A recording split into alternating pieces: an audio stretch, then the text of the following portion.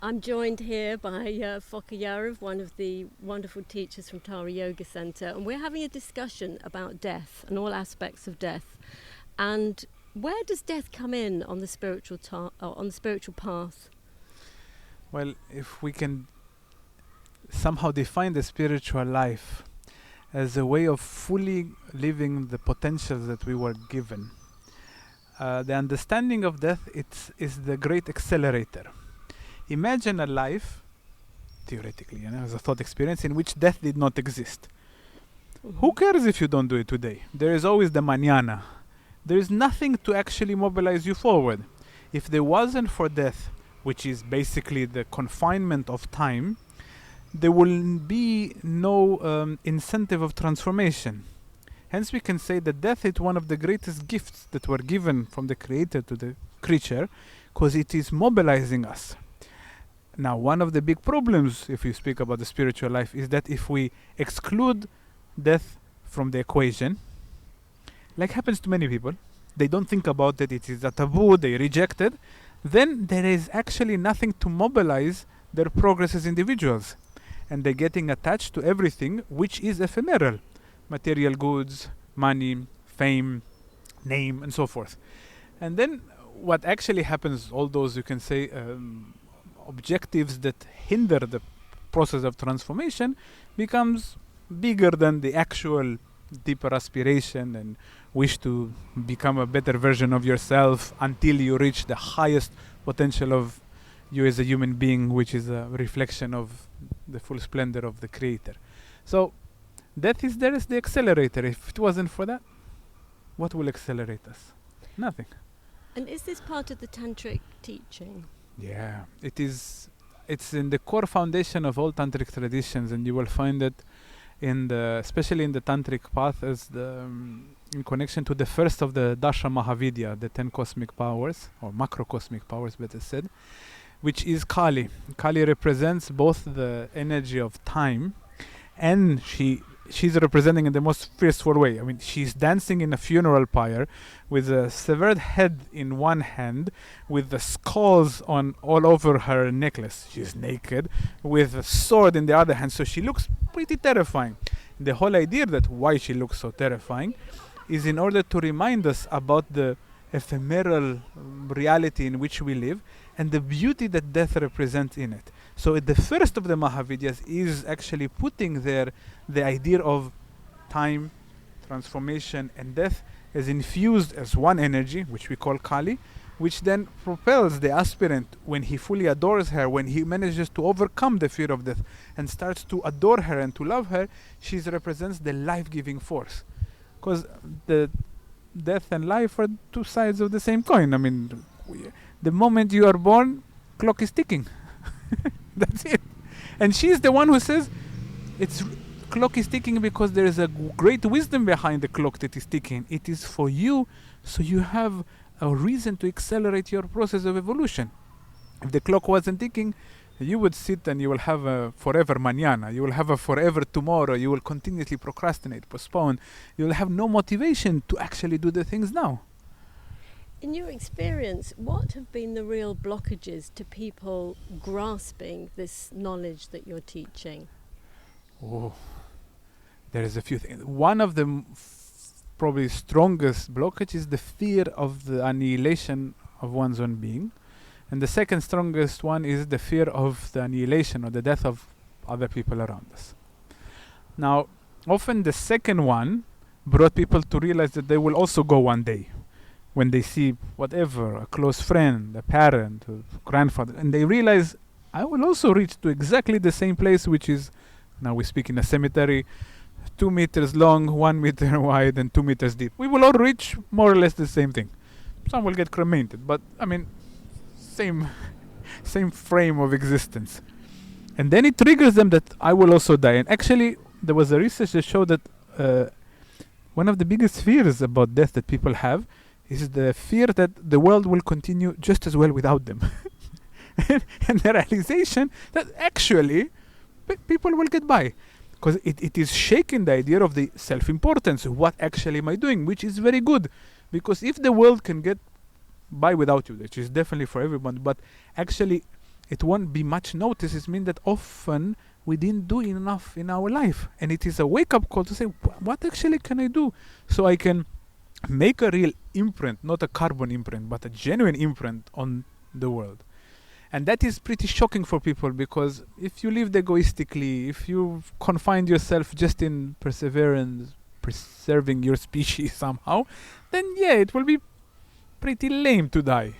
Because really nobody will notice except that you don't come every Monday to whatever, to the grocery shop. But if you really contributed, then your legacy continues and you're never afraid of dying, because what you have left is eternal there. It echoes in the hearts of all the people that you have met. So basically living life fully is the only way in which we can eradicate the fear of death. Any other way is futile, I would say, or just a show off. Because the real one is that when you live fully, you can also die fully and in a relaxed and calm heart. Why is it so hard for human beings to understand that they can live fully in this way, and also in this way die fully, die consciously maybe? Well, we're afraid of fullness because it will propel us beyond the confinement of our ego. And you see, the ego gives us one of the biggest illusions that he sells us is that you will never die. And then he gives you, look, you were here yesterday, we can have thoughts about tomorrow, most probably you'll be here, so hence death does not exist. And then the way the ego confines the limitation of life, it removes death from the equation, and then it makes it so that people, because they remove that, they are also not able to fully live their life. There is a great value of remembering our mortality because it brings the fullness to life. And this is terrifying for the ego, the idea of the fact that life is futile, life is ephemeral, this existence will come and go. There are many people who went and died in the universe. We will have the same destiny. For the ego, it's very hard to comprehend that. But then the more we awaken as souls, and as you wonderfully mentioned, you learn to live your life fully, and then you learn to die fully. And you will do it with all the glamour that and the beauty that has in that moment. So the idea that is necessarily a tragedy, a depressing moment, a moment of rejection, a moment in which we manifest anger and anxiety is pretty limited. It's very much a Western perspective, and even if we look historically, it's more new. In the ancient time, the relationship with death was radically different. So it's something that we developed directly proportional to the materialistic approach, the rejection and fear of death and the act of dying. What would you say to somebody who has had a wake-up moment and suddenly realised that they want to change the way they're behaving in their life, they want to make a contribution, they want to be able to feel that there's a purpose to them having existed? Well, I would say to hurry up slowly. How you say it in Latin? You have it in Italian, they say it very nicely. It's a Latin phrase, hurry up slowly, because it is exactly the way, because in a way you need to hurry up because time is limited, but any good work is done with a kind of thoroughness in it. And then one of the things that we need to understand, because the art of dying is in essence the art of living, that by learning how to incorporate the concept of death, and as you mentioned, the idea that you want to do something, to realize what is specific to each one of us as a gift that we need to propagate in the world. Because there's something very specific that Vivienne needs to give. And if I will try to do what Vivienne is doing, it will not fit Foca structure or Carlos structure over here. And this is exactly where the path of self-inquiry and understanding of the treasures that lies in one's own heart, then we can go and do exactly that. Imagine that we are like a magnificent symphony. Well, each one of us plays their own instrument. And if I am supposed to be a trombone player and I run to the drums, I mess up the symphony. So one can say that one should find his instrument or his role there. Oh, that's lovely. So what role does fear play in all of this? Well, there is in fear here, there's a few things. There is the instinctual fear that is there to protect ourselves, which is very needed. Otherwise, if that one is gone, You close your eyes and you cross the street and whatever God has in mind for you. We are lucky that we don't have that. But then that is fundamental for our survival. That's the instinctual one. Added to that is the fear which is produced by our projection on the past, born out of a calculus of the past, which is exactly the way the ego is working, removing ourselves from the present moment, and then it's confining our behavior. Fear is one of the strongest emotions that limits us. Even if you think about what happens when you're afraid, even the blood goes from the periphery to the center. You're like frozen by fear. Well, that's exactly subtly, and what happens if we repeat the sensation of fear. We are constantly contracted. Otherwise, we cannot expand. We cannot explore new horizons. We cannot develop new aspects in ourselves. So this various forms of fear, which all of them are rooted from the fear of death, the fear of the great transformation, are all based on this grasp of the ego, which is future projection based on past calculations. It's a very linear mind or inferior mind approach that we can cure by developing and realizing that there's just one very limited way of looking at the world, and there are a variety of other perspectives that we can incorporate. For many people, it's very important to feel that there is a part of them that will live on when their body dies. Yeah, there is no part of their physical self. There's neither part of the idea of what they are. But there is, if we speak about the legacy, you see, most people think about the legacy as the fame. Most people think about the legacy as whatever quote will appear in Facebook in 100 years. But those are completely meaningless. The real legacy is the love that you put in the heart of those you came in touch with. The real legacy is by being the right person in the right place, doing the right thing. And then each one will fulfill their role. And then it's not so much about the idea of the legacy became slightly extroverted and fame. It's not the real legacy is the fact that the way you are inspired people to be as they are, and you still echo in their heart. And analogically, the more you echo in their heart and they echo in other people's heart, that's the real legacy, because you are part of this chain of echoing truth which is greater than all of us. What about, say for example, when I die and I leave my body, where do I go? Are there other places to explore? Well, here I just have what I read in part of my meditation. This is not part that I explored physically yet. We'll go there one day. If I come back, I'll let you know all about it. But you see, according to the Tantric teachings, they speak about, and very much aligned as well with some aspects of Christianity, Judaism and Islam, they are directly in connection to the level of vibration, otherwise to the predominance of resonances, of attitudes that you cultivated in your life. You will somehow meet those in the life that comes. Now, one of the things that in the Tibetan tradition is spoken about in great depth, especially in the book, the Bardo Todol, which is falsely known as the Book of the Dead, because it's not, it's the Book of the Great Liberation, if we want to take an actual translation of the text.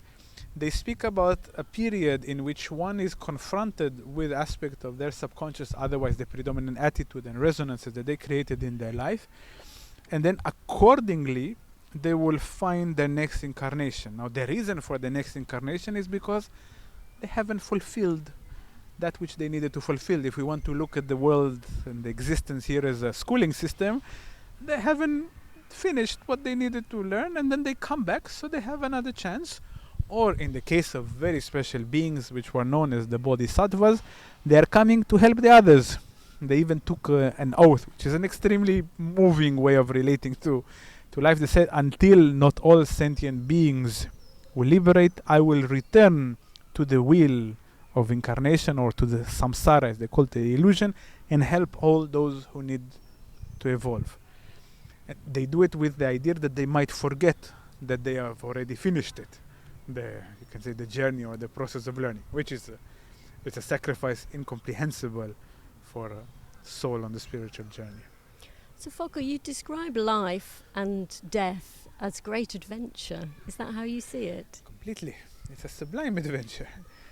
It's a sublime adventure because, well, if you know, even one of the reasons why we like so much, as I feel it, adventure movies.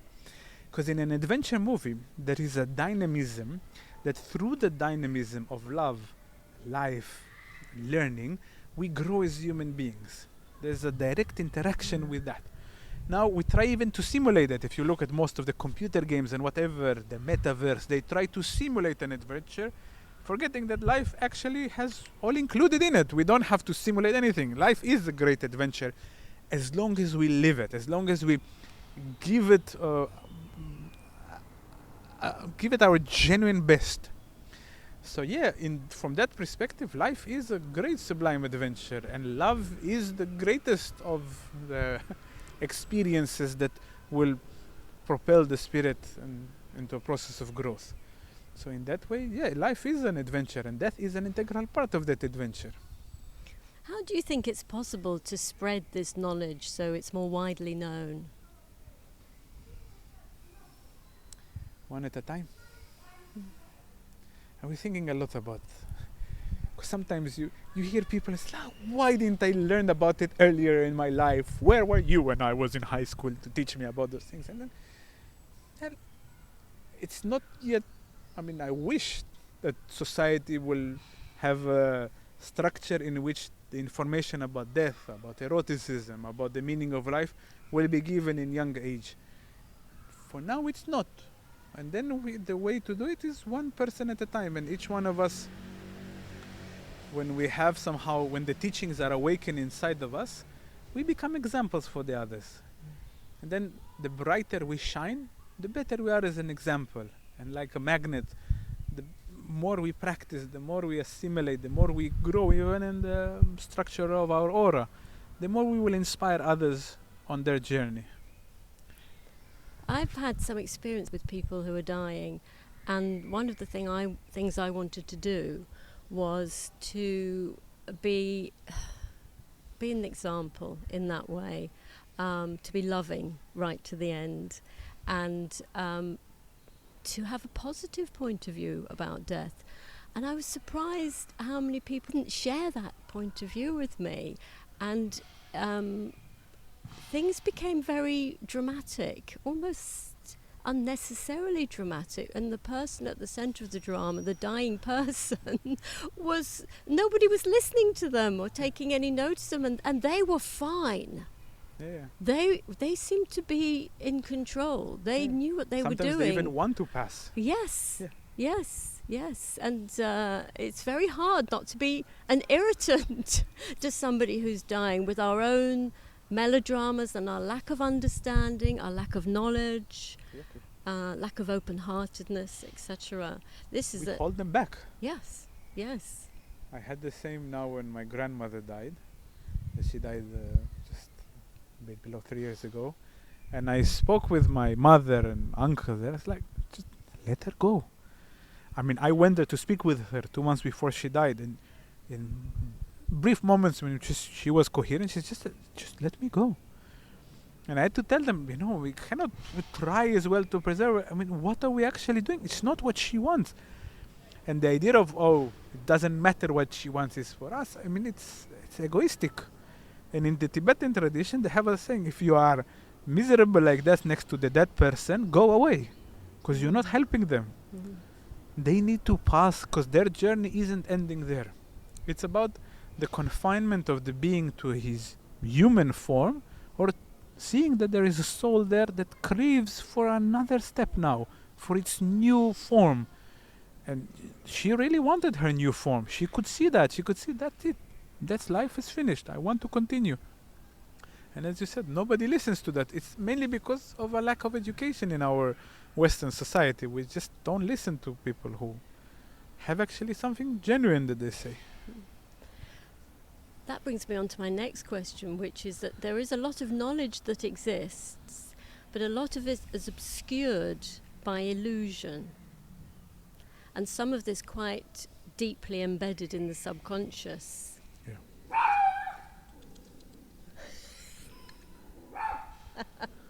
So that's a little dog who's obviously found what's embedded in my subconscious. Lala. It's Lala. No need to be. That's it. She's protecting us. Yes, I thought that was the monsters from my deep coming up then. So very, very deeply embedded feelings that of limitation. You're doing a course in May, I think the 21st and 22nd of May, called The Art of Dying. How are you going to help people transcend their limitations in a weekend? Well, that will be very ambitious. It's not what we're aiming to. We're aiming to give them tools to start a gradual process of shifting the relationship with death and understanding that those limitations that we all have in our subconscious and layers of our being that we haven't yet pierced with our awareness to them are lessons that we need to learn. So more than saying that the weekend, that's it, is the process of transformation completed, on the other hand is the process of transformation starts on that specific level and now you have more tools. Of course, people will, with those tools, will also start a process there and then. But it's mostly something that is done through repetition and through continuity of practice. One of the ways in which we practice, for example, is a meditation of evocation of the moment of death. I spend many years of repeating that meditation. I do these retreats in the dark. It's called Kaya Kalpa. I spend in total, if I add all those retreats together, more than 120 days in complete darkness by myself, with one of the main questions in the meditative process there is the annihilation of Foca as such, and what stays there. Now, it wasn't just, 3 days I do it, or a meditation I do it, and I solve it. I realized first time I did it that I triggered a process which is massive. And then through a repetition and doing it now for close to 2 decades, appear certain fruits, appear certain realization, and also they need to be deepened. So I don't so much see the quick fix solution, especially when things are in such great depth. It's unrealistic, and it's a bit hypocritical to sell it because it's not what I felt. It's not the process that I went through. So I don't want to give false. It's to trigger people off on a path. Yeah, and those who are already on a path is to give them more inspiration, more insights, more tools, methods, understanding both the principles and the methods that are connected to the principles that will enhance the process of transformation. Because there is an incredible clinging on, isn't there? Yes. Because we can talk about these wonderful concepts, but the clinging on is incredible. And I wonder whether, sometimes we have to be given the big shove because otherwise we're not going to do it. Well, in such a meditation, from my experience, if you are decent in the meditative process and you can stay with the idea of your own mortality for a few minutes, you give yourself a pretty big shove. You are, from my experience, you confront with a certitude that is behind it. I mean, try to imagine that whatever, you win the lottery. Yeah, I mean, there's a chance of 1 to 1,000,000. Try to imagine you're dead. There's 100%. I mean, it for sure will happen. It's just a matter of when and how you relate to that moment. And then contemplating that and allowing that understanding to grow within you, that it is a certitude. It's not just a thought idea. It is a certitude that you will be confronted with if you are able to meditate on that and to stay enough with your focused attention there. The transformation which is produced inside is magnificent, because it exactly brings this vividness to life. It exactly brings this fearlessness in front of transformation and embracing the movement of life that goes in and through you. So from my experience, it's a splendid experience. It sounds wonderful. I can't wait. Me neither. Thank you, Foca. Pleasures, Vivienne. Thank you for the lovely question.